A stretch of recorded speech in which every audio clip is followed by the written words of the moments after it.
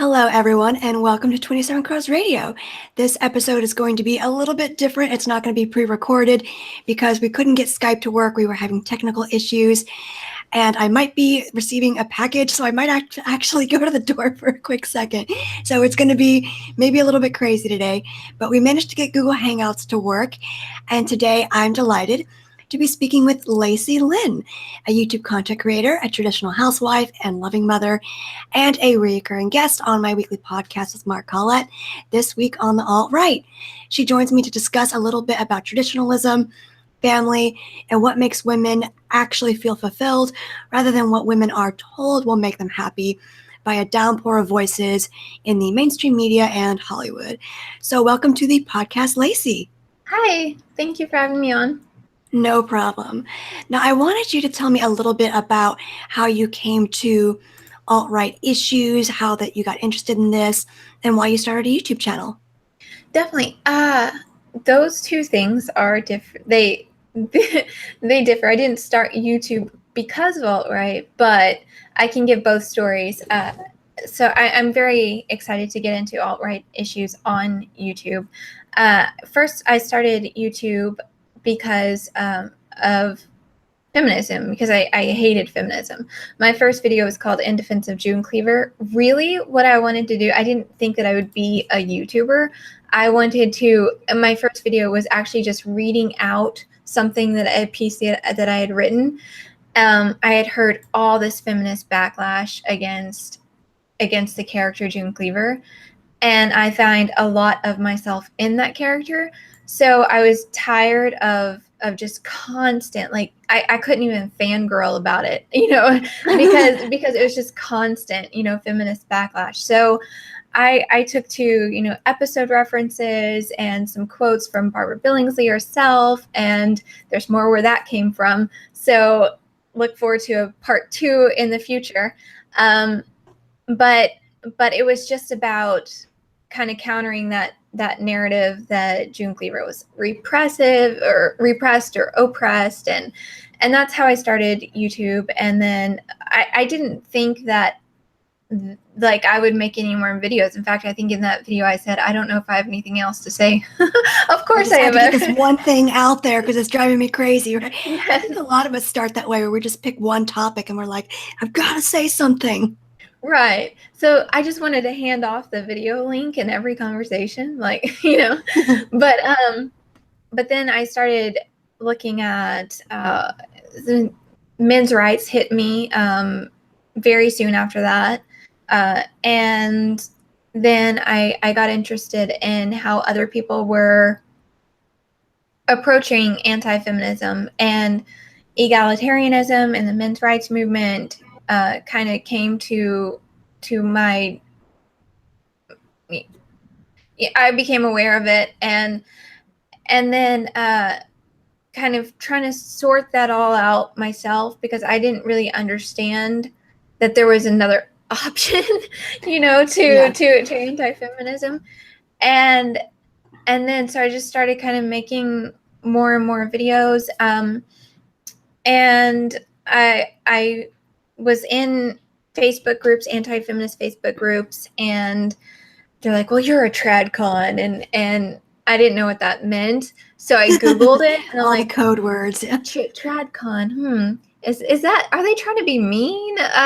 So I Googled it, and I was like, oh no, wait, that fits. I'm good with that. I'm good with that label. So then about the alt-right, it was it was been a long process. There were different Facebook groups that I would kind of just join and watch and not really post anything, because I thought, the NSA is watching everything and they're going to be at my door. And, so I would just kind of sit back and watch. And there were some things that I agreed with and some things that I didn't agree with. And I just kind of, then I found some online friends and who would talk about it with me. And I'm like, okay, is it National Socialism? Is it capitalism? Is it this? What is the model here? And then I kind of figured out that all these different people and everybody was just so nice, and the push for traditionalism is huge within the alt-right. So I feel like I fit in very well. I don't have a problem with, embracing white identity. I think that we should. And so many red pilling videos, like you and Mark Collette and Tara McCarthy. I was watching her for a long time, and just learning about race realism, even from people who don't call themselves alt-right. Stefan Molyneux, talk about race and IQ differences. So then I made a video called the 1965 Red Pill, because I realized, you weren't taught in the public school system that at one point in time, America was basically an ethnostate. It was. So, Inconvenient truth they totally leave out of the history books, right? exactly. So I do believe, for America and Canada and in Europe to be predominantly white, because no other culture, nation, area of the world is made to be diverse. So my alt-right on the YouTube is going to grow in the future. I have some plans for that. Most of it is, traditionalism, anti-feminism. That's really what it's been up until now, and I'll continue with that as well. Well, that's good, because we do need those voices. It seems like so many of the anti-feminist people out there come at it from an angle of they just want to harp down on SJWs and really take them down, and everything is SJWs, but you incorporate that traditionalism so people actually see that this kind of lifestyle really makes people happy. And one thing that you and I joke about quite a bit is our affection for pearl nationalism, and Yes. how we like to wear pearls a lot. So why do you think wearing pearls triggers women on the left so much? Because to me, it's just classy. It makes me feel classy. I don't. Well, I do know. I love pearls, and I've received the criticism that I'm kind of LARPy with pearls, but I'm going to embrace that. I don't care. I really don't care if people think I'm LARPy. But what you see so many different people wearing pearls. It used to be a fashion statement of the 30s, 40s, 50s, early 60s. And you see Julia Child, Audrey Hepburn, Donna Reed, and not a lot of those people get that criticism. But who does get that criticism? It's June Cleaver. June Cleaver is the one that they focus on and gets that criticism. So we have to look at why. Why does June Cleaver get that criticism?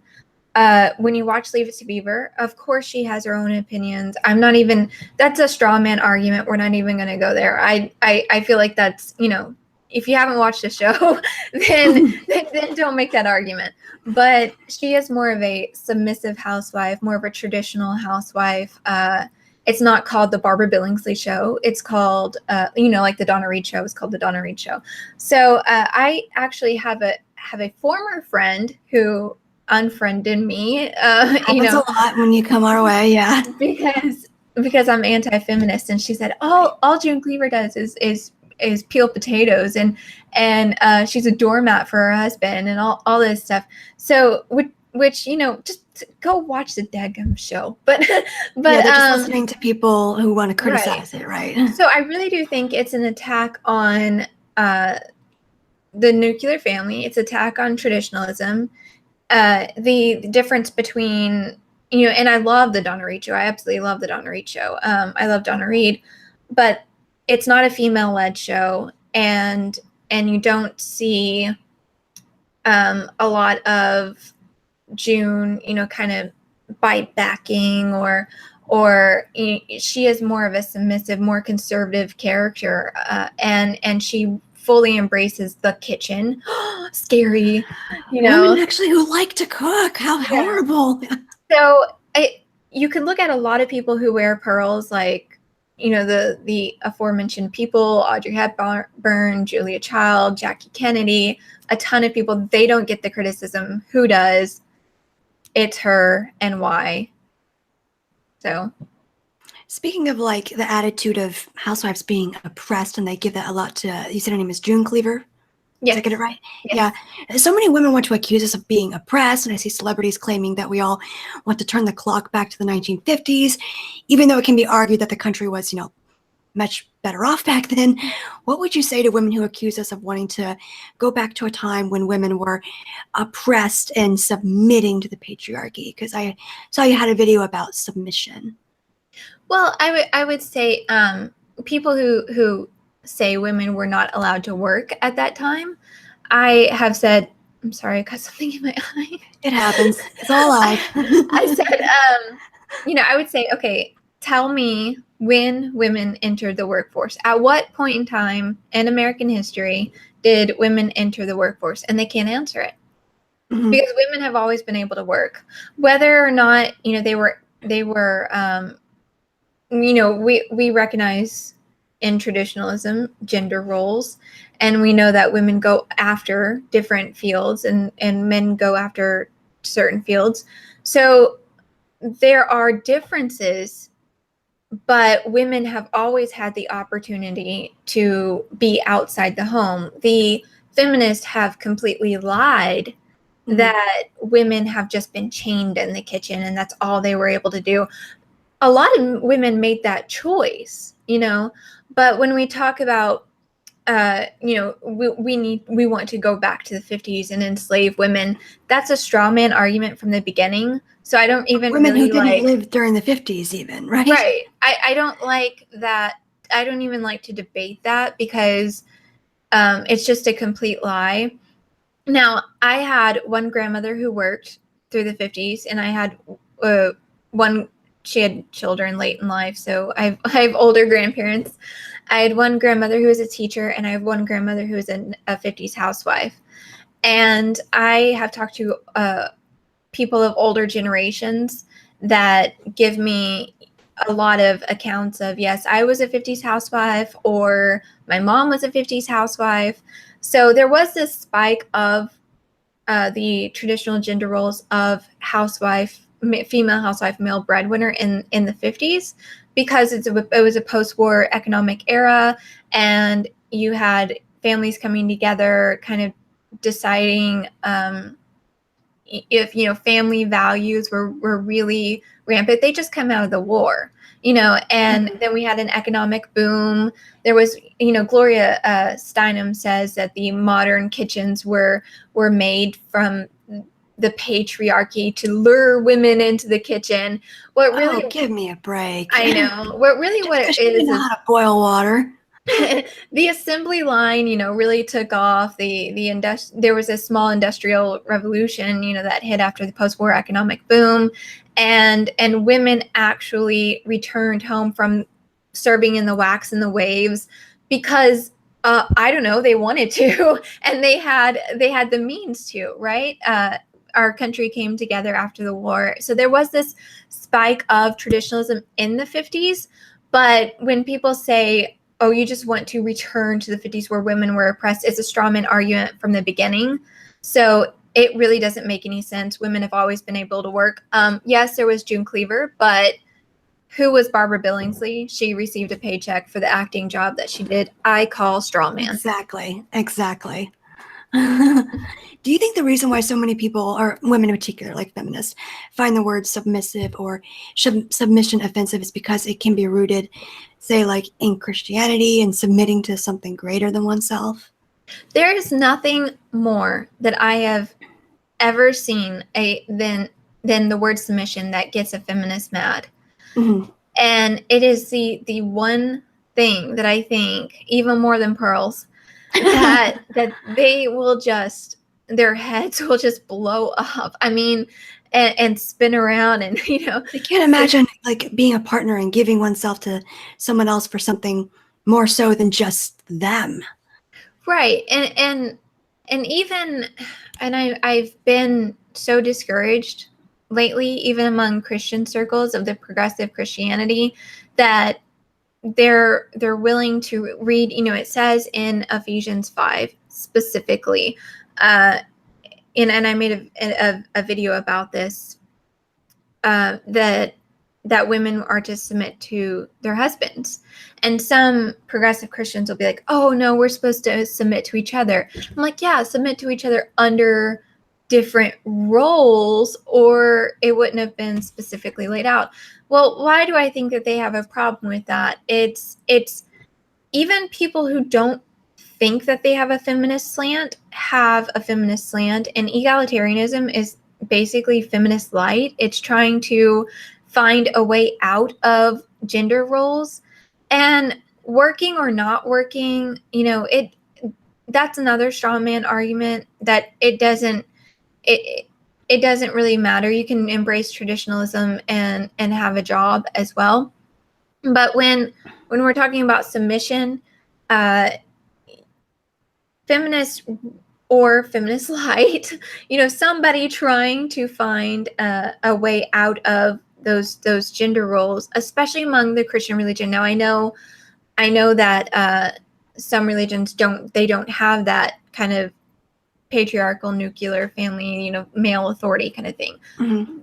That's not my religion, but they're trying, what they've been indoctrinated from so many generations of power to the woman, that when you get to the hippie generation, Gen X, millennials, and it's kind of almost, you don't know that you have that haughty attitude about you. You don't know, and even if you can admit, submission exists, but I still want to do my own thing.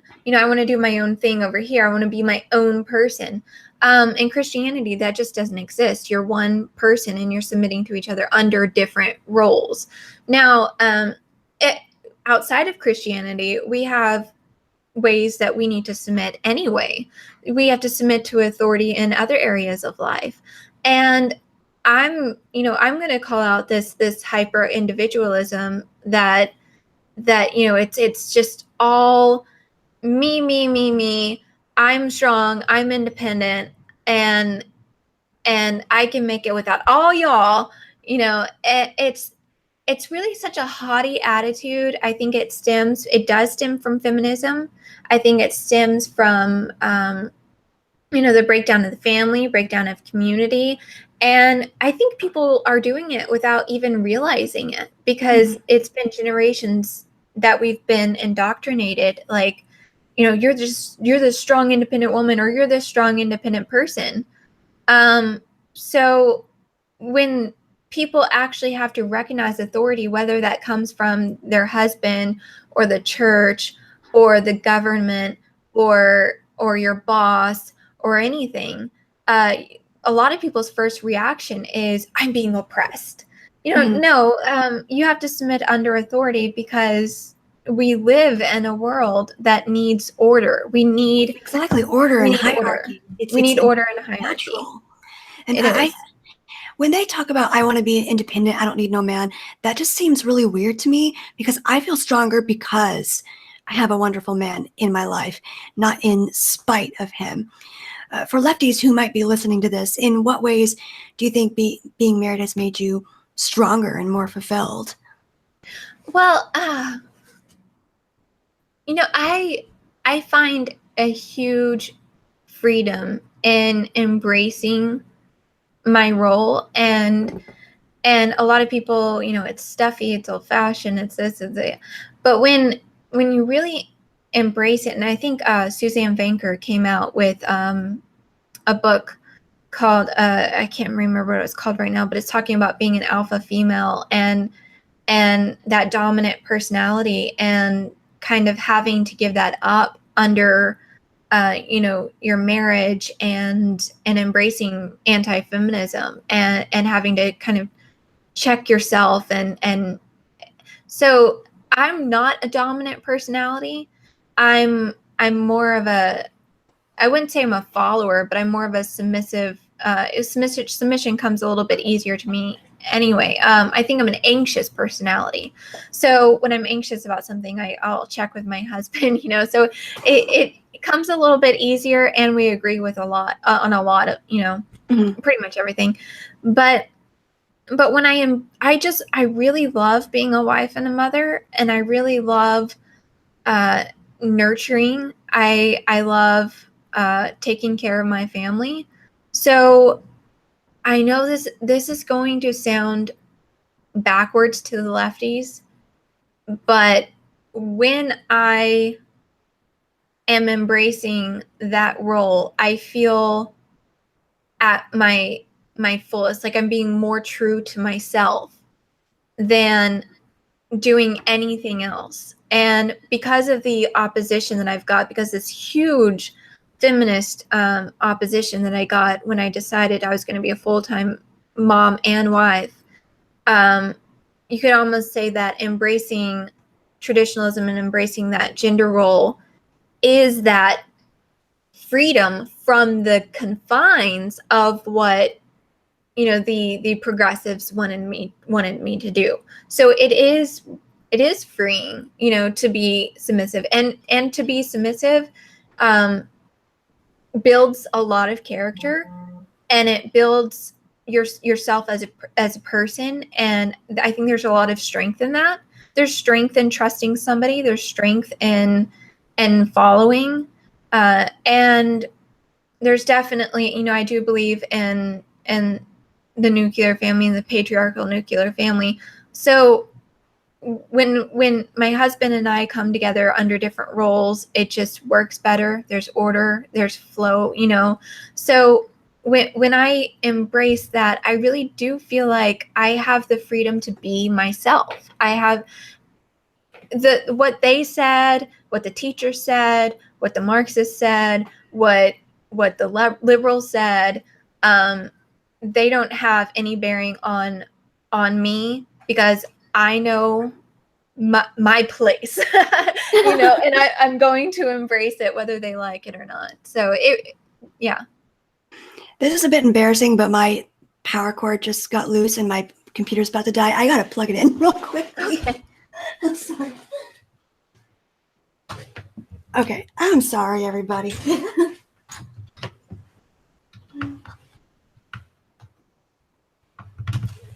Okay, all better. No, I completely agree with you. I mean, there is a certain strength to submitting and saying, yes, I'm going to follow you. I'll let you lead me for a little while, because it takes a strong person, at least I think, to let go and allow yourself to be led by somebody, and to admit that there is something out there stronger than you that might be more logical than you, and to have faith and trust in somebody. I do think there's a strength in that we've come to disrespect. Yes, and if I may, can I talk about a comment in the chat? Sure. Okay. That's what it's there for. Okay, because I actually got a question just like this on my channel before, and I didn't know how to address it. So I'll take this time to address both of those comments that are very similar. It's a question that says, I hope Lacey balances things out by focusing on the part of Ephesians where the husband has quite a heavy load to lift. Love your wives, more there in regards to the husband's duty than the female. Okay, so when I talk about submission, it's mostly because it needs to be talked about, because it is in the Bible. But it's the part that is being attacked. It's the part that nobody wants to talk about or realize that is actually there. They want to skip that part, and mostly because of cultural Marxism, progressivism, and the Christian church, and feminism in the Christian church, and egalitarian light, feminism light, egalitarianism. So when I see women who are demeaning to their husbands, who disrespect their husbands, housewives who do not fulfill their role in complementarianism, if you're not fulfilling your role, it ceases to be complementarianism. So me as a woman, I would rather speak to other women and how we can help, this traditionalist movement when when I get asked to say, well, what about your husband? What about your husband? He has a duty too. That was actually talked about in one of my videos called Submission or Oppression. And I talked about that briefly because the feminist narrative is that it is oppression to submit to your husband. And I said, no, it's not, because if you keep reading, he has the duty to love his wife as Christ loves the church. Now, what did Christ do for the church? He laid down his life for the church. That is huge. That is huge. But I'm not going to make video after video after video of that saying, men, do your part. Men, yeah, they've gotten enough of that over the years, I think. Let's be honest about what the actual attack is. And there's this huge feminist attack.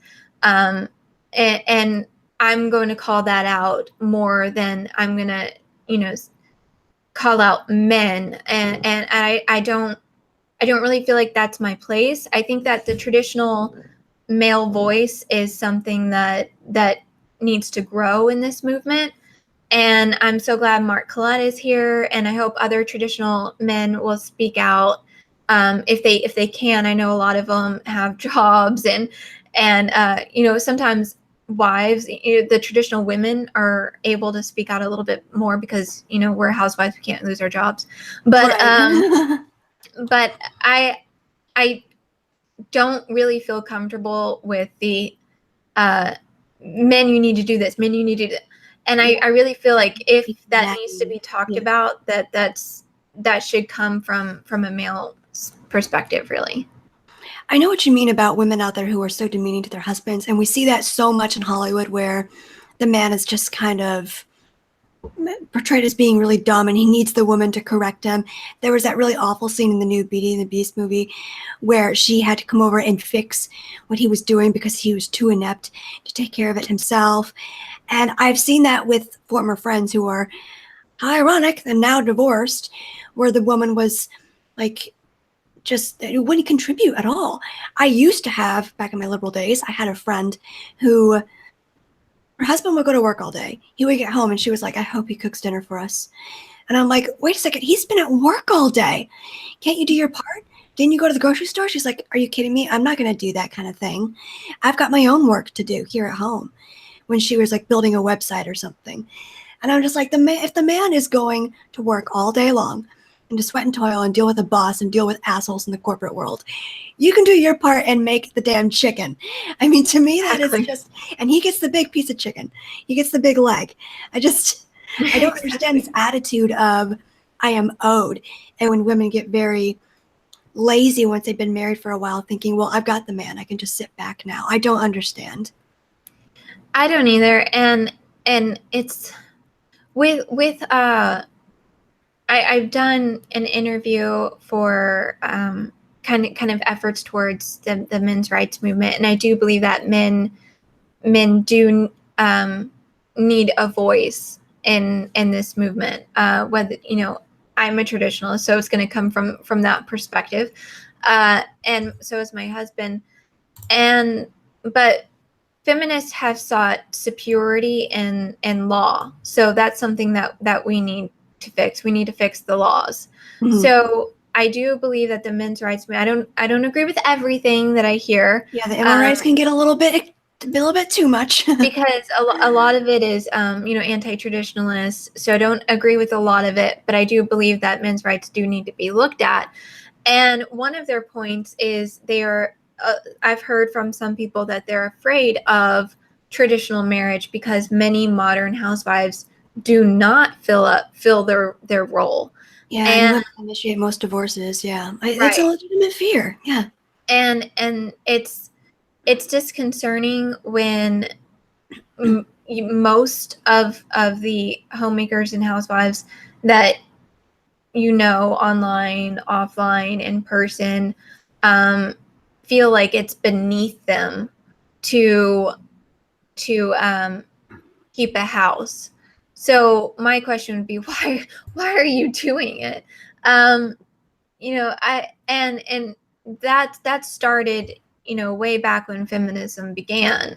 So this modern housewife who feels like it's beneath her to be traditional, it she really is, a feminist housewife, and that's something that I really want to take the time to counter and encourage other ladies to embrace, not just being a housewife, but being a traditional housewife. Yeah, I don't blame you. I want to bring that back as well, because I fell into that pit for a long time where I believed a lot of those things, and I was saved. I was brought over to the side of the good.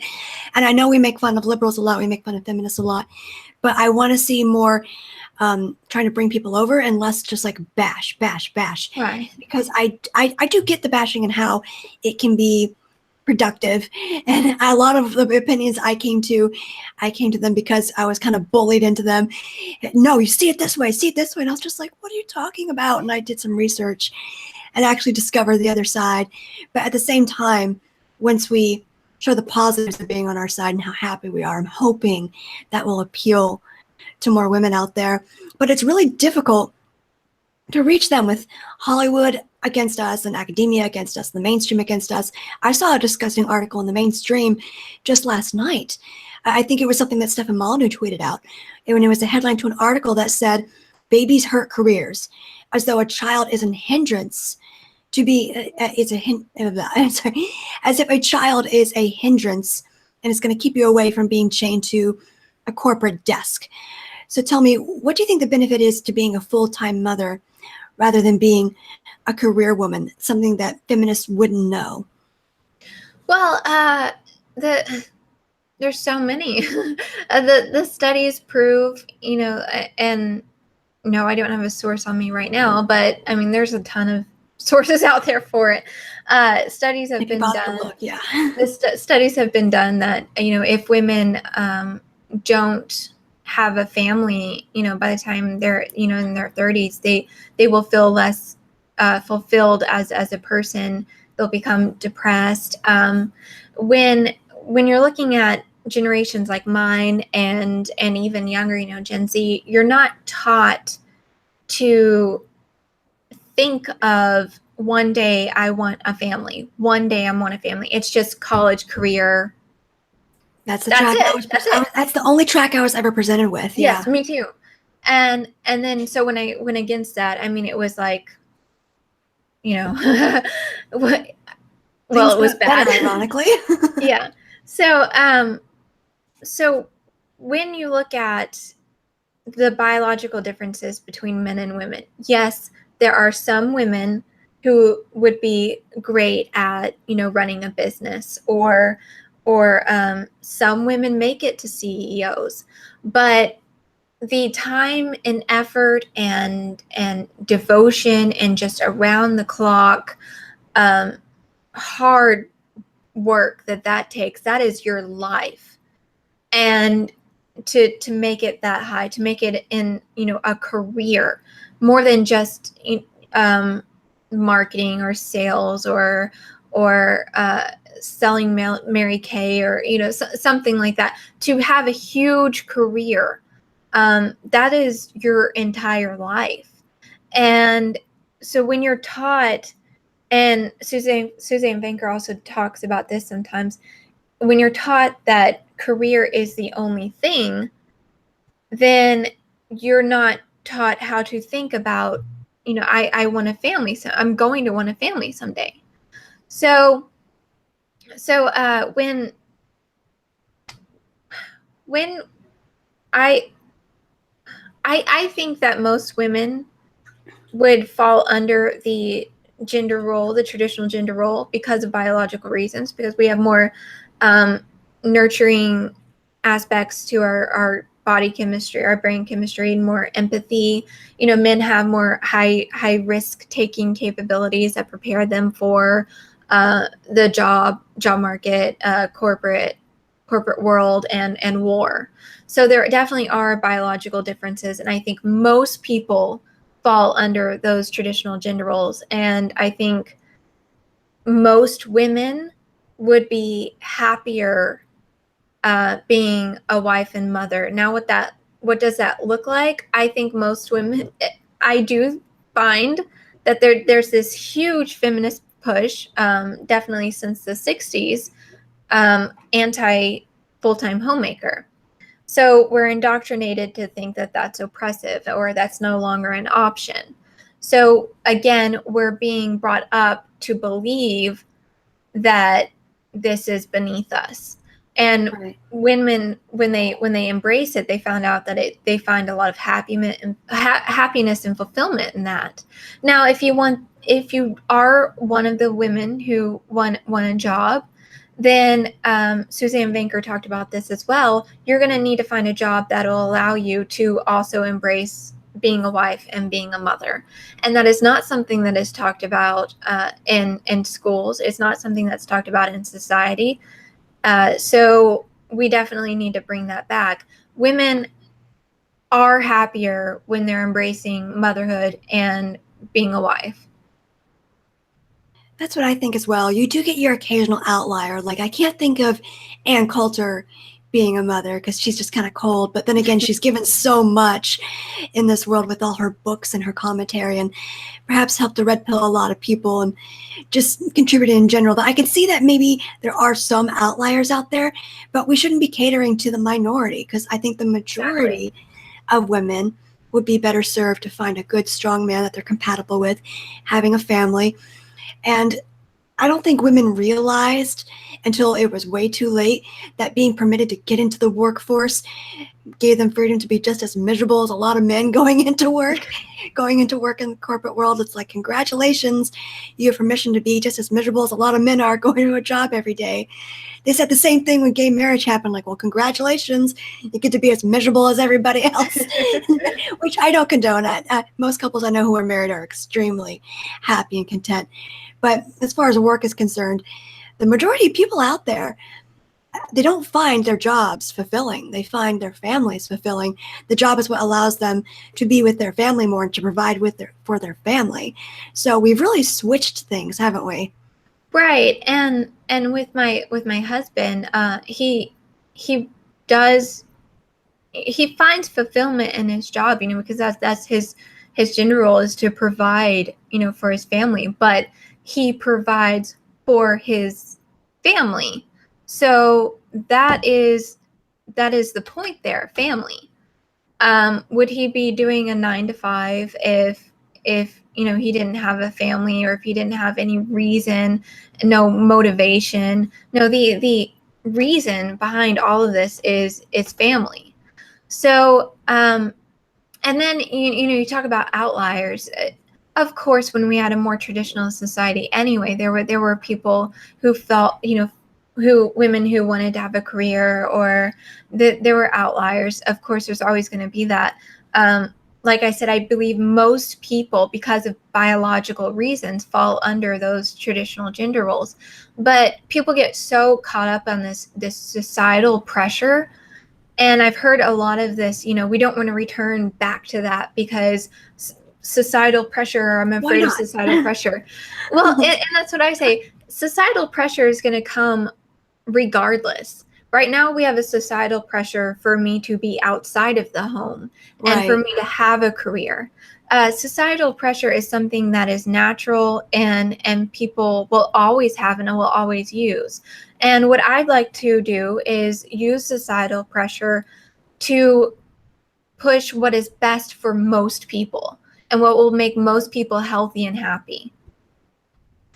Yeah, I completely agree. I want to see more pushes for that online, because a lot of it is political commentary and such, and I enjoy doing that. But I imagine one day when I have a family, I do want to do more. I want to push more for, see how happy I am with my family. You can have this as well. So people have white pills out there, because we need that. We need the community building, and we need to show women how happy we are. One thing I do love watching are these family vlogs that people create. There's this one couple, I think it's called Earl's Family Vlogs, that's just adorable. And you see them from their honeymoon phase all the way through marriage to having a child, and now it's all about their baby. I love those kind of vlogs. And I don't know if I'll ever vlog one day, just because with what we do, it's potentially dangerous. I used to do it and I really enjoyed it, but I got away from it. But watch those kind of things. And I hope to do little snippets of that. Like, I know Ayla, she's in the chat. Hi, Ayla. Had little videos, I think, on her Patreon of her kids or something of that sort. And I'm like, that's beautiful. We need that. We need that for people to see how much happier it is on the other side. Yes, and I'm trying to figure out. I know Ayla does a very good job of showcasing that traditional family kind of publicly, and she does a good job with showcasing that, but also keeping it safe. And I'm stick around my channel. We'll see what I can do. We'll see what I can do. It'll just evolve into other things as the years go on, right? Yes. I mean, I started off doing makeup videos, then it was book videos, then it was writing videos, and now it's politics. So who knows? One thing I wanted to ask you was, do you homeschool your children? And if they're not being homeschooled, how do you avoid them being enslaved by all the Marxism around them? Oh no, they're definitely homeschooled. Good girl. Good girl. Definitely. No, I actually, before I had children, before I was married, when I was engaged, I was engaged in high school, and I said, we're homeschooling our children. Aw, you guys are high school sweethearts. Well, he's older than me, so we didn't go to the same school, but definitely, you know, I was. I keep hitting my mic. I was 18 when I got engaged, but Aww. The liberalism and just the indoctrination in the schools that I thank God I had the foresight to actually realize something is wrong. You know, I was in journalism, I was in debate. I was too. I studied some journalism as well. Got out of that. Yeah, I thought I was going to be a journalist before I realized that God had other plans for me, and I totally am in agreement with that. Thank you for saving me from that. but I was in journalism, and I remember my journalism teacher saying, you know, if you're a Christian and you don't agree with FDR's New Deal policies, then you are a hypocrite, you know. And then, Lord. And then I remember the, if you believe women should be able to work, if you believe women should be able to vote, if you believe anything, you know, all these straw man arguments, you're a feminist, you know. And then we were made to read The Awakening by Kate Chopin, I hope I'm saying that right, where it paints domesticity and motherhood as a complete bore, and all the class discussion. I mean, she ended up having an affair. She ended up killing herself in the end. That's just a selfish woman.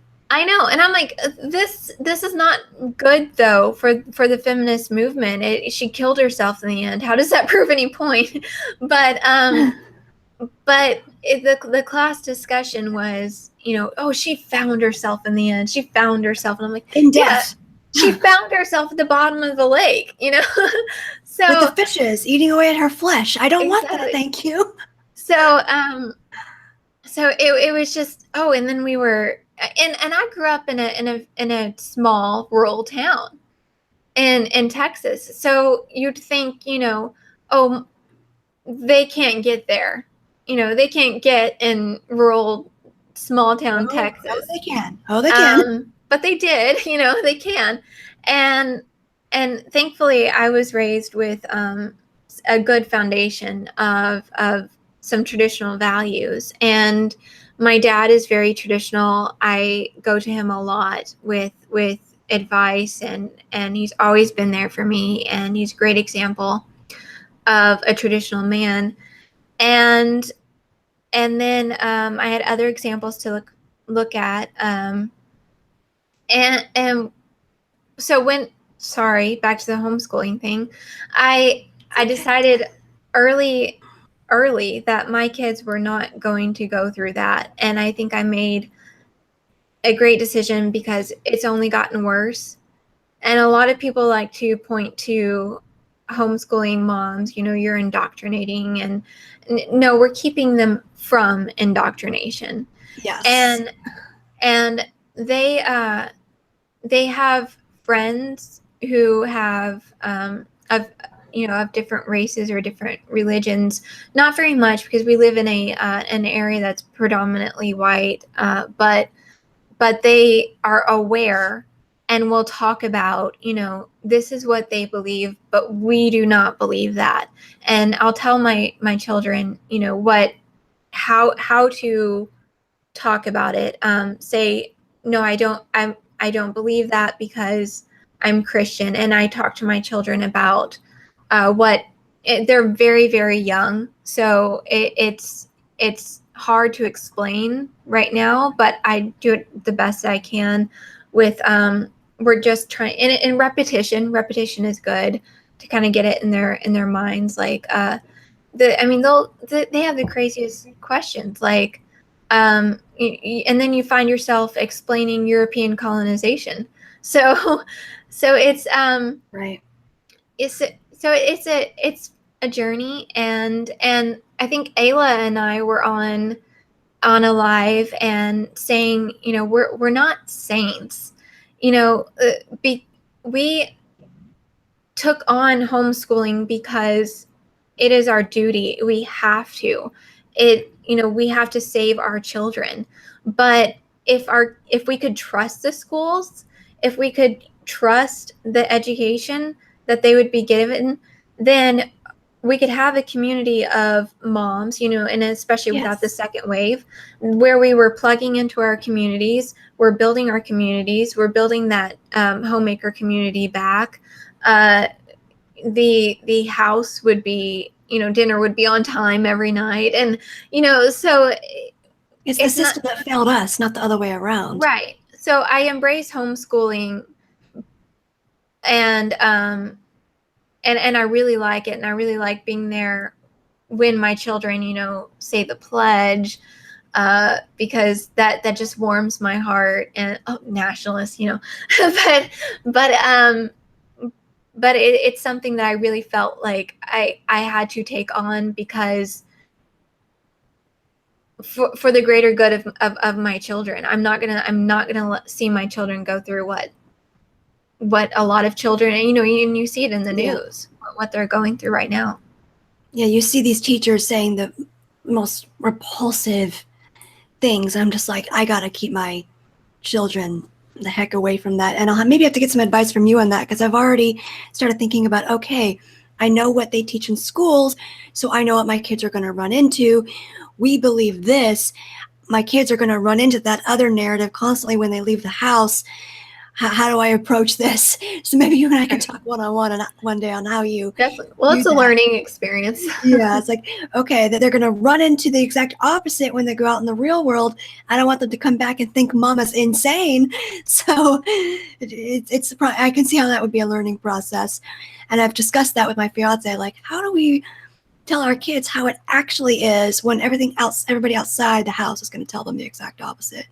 Exactly. But one thing I heard you talking about a lot, and you've already done so, is Leave It to Beaver.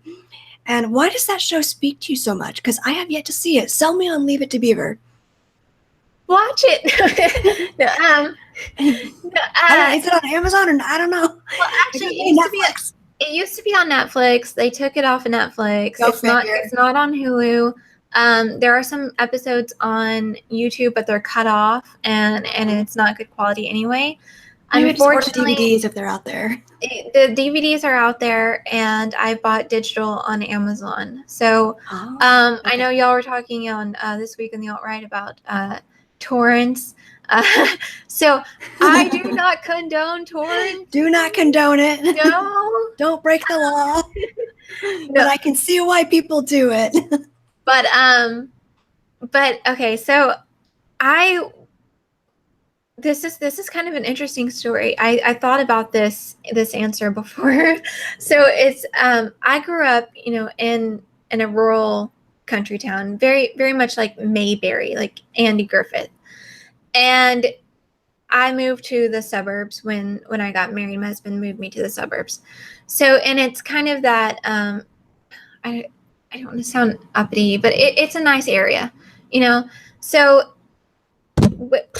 hitting my microphone again. I have to get used to this new microphone. I do that too. No worries. But so when looking at television, and there's not a lot that you can relate to these days if you're traditional. We had Last Man Standing that got canceled, and then there what else was there? I don't know. We couldn't find very much. We liked Duck Dynasty. I grew up, half redneck, half Southern Belle. So I think a lot of people think that's what America is, or we're all just like Duck right. Dynasty and the Well, men all have beards. some of them are. I mean, like I said, I grew up half Some redneck, parts of half, Louisiana. Yeah. I grew up half redneck, half Southern Belle. So my redneck side could, Description. I found entertainment in that. But I have been embracing more of the Southern Belle since I became suburban, Mm-hmm. But but so it's really hard to find things that you can see yourself in television. And one good thing about television, and I've never been big on television actually. I've always been cooking with music on, or doing housework with music on, and I watch This Week on the Alt-Right, when I'm cooking or doing housework or something like that. So YouTube has definitely kind of filled that void. But in terms of finding something that's safe to watch for children and something that you can relate to with your own values, that's what I love about it. Now, how I got started in watching it was I was already a full-time homemaker with 2 boys.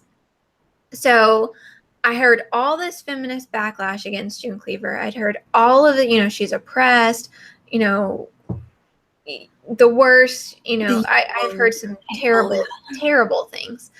And so, of course, with my love of Phyllis Schlafly as well, when she passed in the news, I heard terrible things of her. And I'm like, okay. Oh, it was awful. Yes. So if the leftists hate it, it might be okay. So the left hates it. I better check it out. Right. So I turned on the first episode that I watched, and the kids were a lot younger at that time, so they were down for a nap, and the family was sitting around a table, which we do. We sit at the table for breakfast and dinner, and that's how it ought to be. Me and my fiance had that conversation yesterday. And we have kids. We're gonna have a dinner table. Yes. We're gonna sit there. We're gonna talk about our day. No cell phones. No TV. Yes. So they were at the table, and this was the first episode that I watched. Beaver got into a fight, and he ran away from it. And Ward was like, he was shocked. You don't run away from a fight. And then so I was like, oh my gosh, this is actually television. And so when my husband came home from work, I'm like, you have got to see this. And I'm like, this is us. And so, and this was about 4 years ago. And I'd grown up with some kind of older shows like The Andy Griffith Show or I Love Lucy, and I enjoy those as well. But it wasn't until Leave It to Beaver where I really saw myself in the character June, especially having 2 boys, and then just looking at the show and be like, what is wrong with June? Why does everybody have a problem with June? And really, I am June, who loves guns, so, and has a little bit of a redneck side. So I really saw myself and my family, my husband, in the show. And it just quickly became my favorite show because it's our values.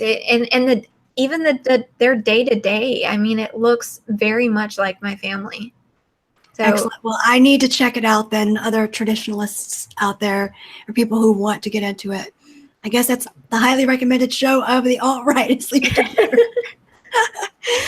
One other thing I wanted to talk to you about was the intro that you had to your videos. I saw that you were doing some martial arts in there, and I did some martial arts way back when, because I had a really scary experience when I was in college. This homeless man followed me and almost tried to get in my car with me and really freaked me out.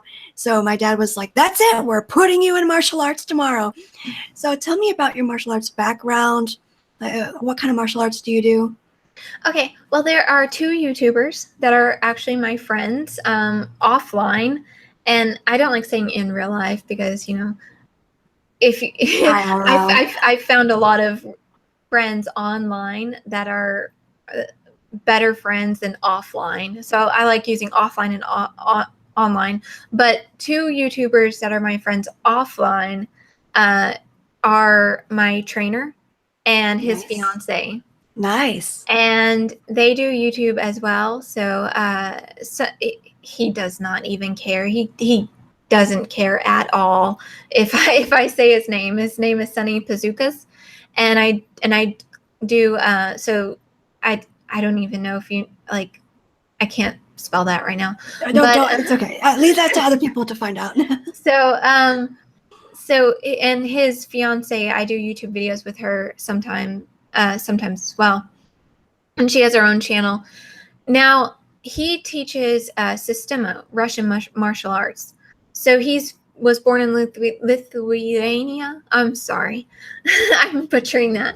And he was raised in Russia. And no, he's not a communist anymore. He wanted to get away from that, so he came to America, and he is teaching. He's getting away from the Sistema label because he sees it as too dogmatic. But when I started training with him, it was under the System label. He's breaking away from that, kind of doing his own thing right now. But so I grew up around guns, and I grew up around that. I mean, in Texas, so I grew up with that self-preservation kind of what do you call it? Survivalist, prepper kind of family kind of. I call it situational awareness. Right. But my family went a little bit more into the prepper side, Well, and, given the state of society today, I can see why. So, I grew up with guns, and it wasn't as much, me being a gun girl growing up, because my brothers and my dad would mostly take that on, the hunting, and even a couple of times, they've defended our house. Oh, wow. And but when I had been married and my husband started traveling with his work, I was at home with two babies. So I knew, because of my upbringing, that I needed more than just target shooting. Mm-hmm. So the range that I went to, I told them, look, I need more than target shooting. What can you help me with? And this, rough and tough Russian guy met me, roughed me up a little bit, and I think he thought I would not come back because, make sure you want it. Basically, June Cleaver, right? I'm domestic, and I fully embrace that part. That's who I am. But I also, I've gotten some criticism. The guns and the fighting. It's not traditional, and I'm going to counter that. And no, a modern woman needs to know how to defend the household, especially as we're becoming a minority. That's bull. Exactly. Well, and also, who defended the household when the men were out discovering the West or fighting wars? And, right. The mother protecting her children is very, very traditional. So anyway, I knew I needed more than just target practice. So I got into Systema, and our trainer, he showed, we had have a small group, and it is very practical. It's not patronizing. A lot of systems like Krav Maga is even sometimes, can be theatrical. A lot of people really don't like it when you bring up Krav Maga because it is created by Jews. I realize exactly. At the same time, I took it for years. Long before I was ever red pilled on anything, it is extremely effective. So if you're going to adopt one thing. Well, I was going to say the opposite. Oh, really? You didn't like it?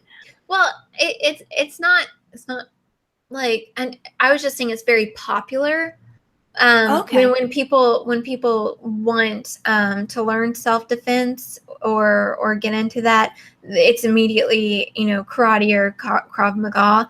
But what I find in Systema is, instead of teaching you to kind of square up, and then you have these sparring matches, and you have all these pads, and Systema is real. It is real. Okay. If you do not move, you will get punched in the face. And they take it a little bit easier on you at first. It's about kind of going slower so you know how to move your body correctly. So you're not just going to be immediately thrown up against the wall. But once you start learning how to move correctly and you learn more about your body, and Systema really emphasizes breathing and movement. I mean, I hear all the time, move, move, move, move, just move, just move, just move, Keep going. Yeah. trying to do the Russian accent, but, uh, but, when you get beyond that, yes, I've had a knife,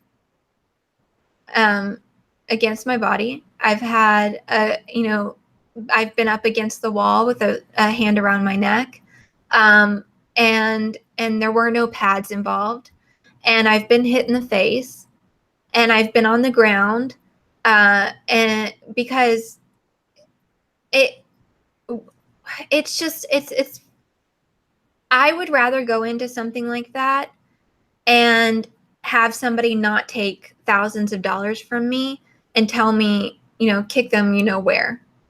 So when you're thinking of, my husband was traveling and I knew I needed more than target shooting, and I have a family to protect, and myself, if something happens to me, my kids are left without a mother. And definitely if something happens to my kids, I mean, I am mama bear all the way. And so when it really became something that I found a passion in, really. And there I plan to do more videos on that, but again, how that would look like on my channel, uh, we're kind of between places where we can practice, but there will be more videos like that because, like I said, Women need to see them. Women need to see them, and my trainer's a YouTuber. My friend who's engaged to him is a YouTuber, so there will definitely be more type of videos like that on my channel. What do you say to women who don't want to do that kind of thing because it's like, oh, I don't want to get bulky? Well, that's never really been a concern of mine because I think my body type, it's hard for me to get bulky anyway. So I don't really have a lot of personal experience with that fear because, I mean, I've lifted weights. I've done, the push-ups on your fist, and that's part of our training is you don't do the, you don't even do the girl push-ups, but you don't do flat hand push-ups either. It's on your fist. And so you just condemn women push-up. No, just kidding. I had a gym teacher do that to me in school once. Did you just say something derogatory to all the other women in your class? Oh my gosh. Girl push-ups. And even then I was like, guy, come on, screw off. What the? So, I mean, maintaining okay, this might sound weird, but whatever, I'll say it. Maintaining a feminine physical form to me is something that I would like to maintain. I don't have desire to be bulky, but I don't think I don't know the science behind it, but for some reason I just don't really think that's something that women should be really worried about. Unless you're trying really hard to be bulky, it just doesn't really come easily naturally to us. Yeah, we can get strong, but it takes a lot more to get we take steroids practically, right? I mean, I would just say don't worry about it. It's not. I don't know. What would you say? I would say the same thing. I mean, I have done weightlifting in the past, and I did notice that my shirts got a little tight and stuff, but I never got huge. If anything, I noticed that it helped me get more refined and trimmed in areas where, yeah, my shirt might get a little tight and I can't bend forward as much because I have some more muscle. But every time I would take a progression photo, I would notice that it wasn't that my muscles got bigger. It was just that you could see them better because Right. I was trimming down and the muscle was a Definitely. bit more pronounced in that way. I never got bulky. And the women who do get bulky like that, I oftentimes find it unattractive because like the trend right now is to have like a big butt from doing squats. I don't know. I don't find that particularly attractive. a lot of guys in the chat will probably disagree with me on that. They probably like a nice juicy butt. I'm not into it. But if you're gonna I'm lift into. weights, I'm gonna sound very anti-feminist right now. I'm into what my husband likes in me. So there you go. Go with what your husband likes. Go with what your boyfriend likes, and what makes you feel good. So, with that being said, I don't condone body positivity. Blah blah. You feel good being oh overweight. yeah. No, get your Yes, butt. I did a video about the body positivity. Ew, gross. Yeah. Well, those were all the questions I had prepared for you. So, unless there was something else you wanted to discuss, feel free to let the viewers know where to find you in the future. Definitely. Lacey Lynn on YouTube. Just search Lacey Lynn, LaceyLynn. And I'm on the Twitter. I got made fun of for saying the Twitter one time, so I'm gonna say it again because it's funny. No, I grew up in the country. It's the Walmart, the Dairy Queen, So I'm on the Twitter, and all my links actually on social media are in the video I'll make sure description they're in the of. description later when I go back to edit. Okay, and they're in the video description on YouTube, and I'm trying to figure out all of the social media thing. I'm not as good as some other people with it, so hang in there with me. It's okay. But It's a learning process. It is. There's so many different platforms and so many different things to use. Like, eventually, it's like I'm going to pick 3 and stick with it. you're right. Well, that's Right. it for this show. Thank you so much for taking the time to join me, Lacey. And sorry that it's not in the usual format, you guys, as far as how I usually do It my was my podcast. fault. But the MP3 will be available on my website and on my RSS feed for Spreaker a little bit later because we were having technical issues with Skype. But it was fun doing it live because we got to participate in the chat a little bit. So that's it for the show. And take care, everyone. Bye. Thank you. Bye.